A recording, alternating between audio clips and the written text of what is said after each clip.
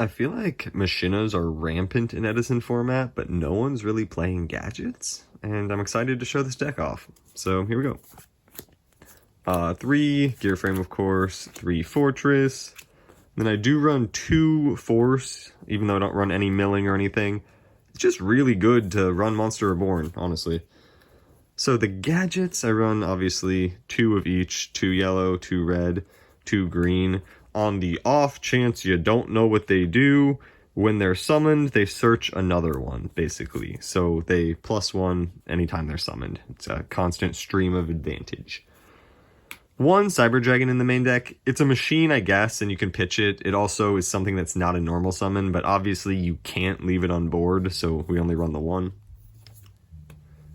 Giant Rat. This can go into a lot of stuff, actually, in the deck, including the Grand Mole or the 2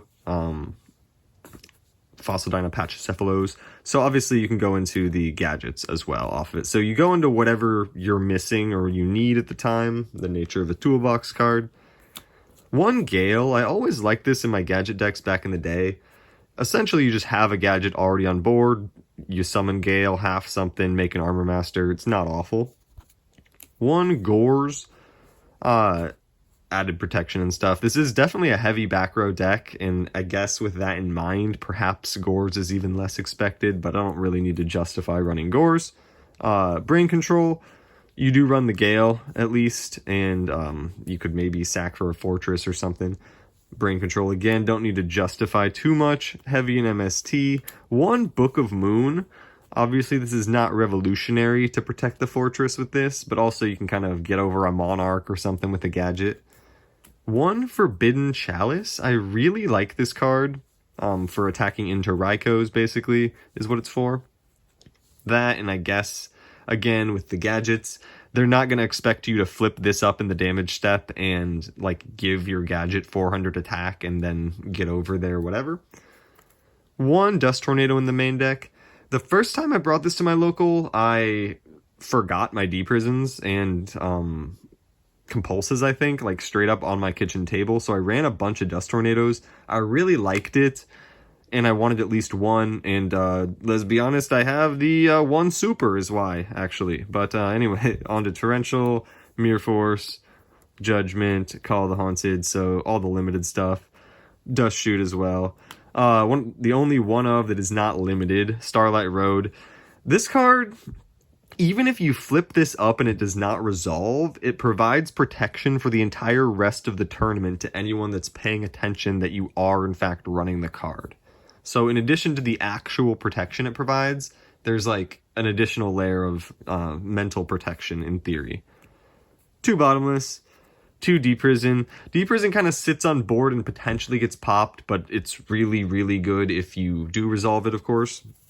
And then 3 Compulse, a card that is really versatile in general, and people like in Machinas already. One of the best trap cards, don't need to justify that one too much either.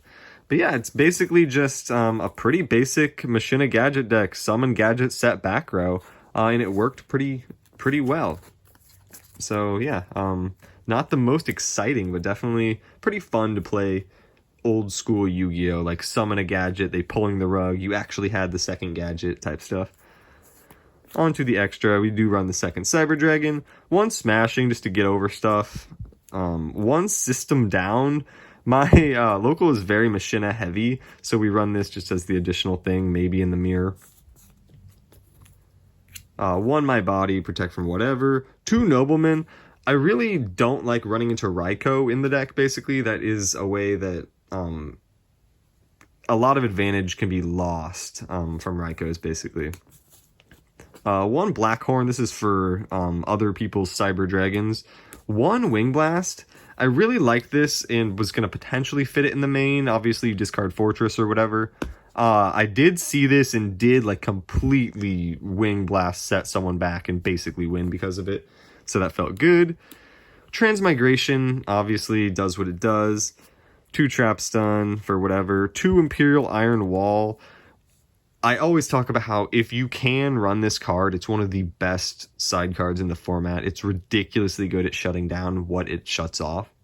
That said, even compared to cards that people make fun of for doing nothing, like Dimensional Fissure, this actually literally does nothing. It only stops something from happening.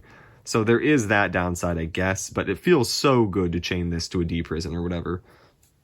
And then 2, Pulling the Rug. Respect for Caius, Diva, Stratos, all those cards. I guess respect for Gear Frame and honestly, actually respect for Gear Frame, but respect for other gadgets, I guess, too. So that's the side and main. I guess I'll show the extra. It's not too important. Armory Arm, Cataster, Armed Wing, because we do run the Gale, I guess. Brio, Goyo, Ancient Fairy, Black Rose, and then again, because we run the Gale, we have the Armor Master. 2 Stardust. Maybe you'll make one with a Gale and Cyber Dragon or something, plus the Starlight Road.